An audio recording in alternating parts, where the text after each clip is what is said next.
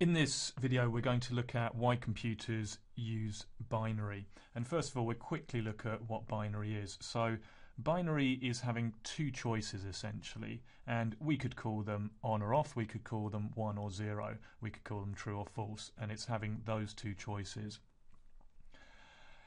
If we look at computers, they're using electricity, and essentially we've either got a situation that there is current flowing or there's not current flowing. So we have two states. And so it's very easy to think of these states as on or off. So we either have electricity or we don't have electricity. And because we've got these two states, we can also think of that as 1 or 0, and therefore this is binary. And bi in binary means two things, just as you have a bicycle, which means two wheels, or a unicycle, one wheel. You've got binary, which means that it's got two possible digits which it can use, in this case 1 and 0. So it really is literally as simple as that. That's why we end up using binary.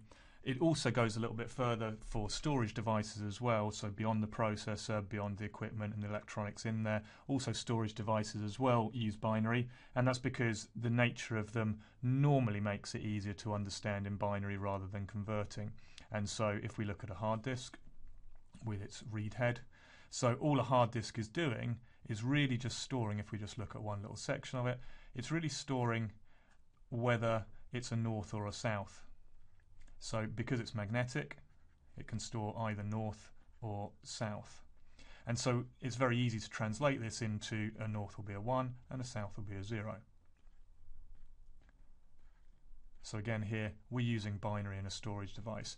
And the same with a disk, so a CD-ROM for example. We're reading this with a laser.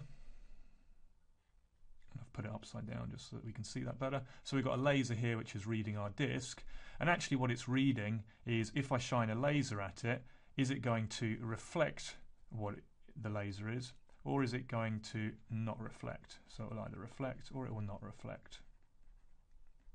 And it's the pits inside the laser that will determine whether it does or doesn't. And it's very easy again here to translate that into 1s and 0s. So because our storage devices are often able to very easily use binary, because binary is the most simple method, and because electricity essentially has two states which are on and off, so it's very, very easy for us to build devices which make use of on or off or 1 or 0, and therefore computers use binary.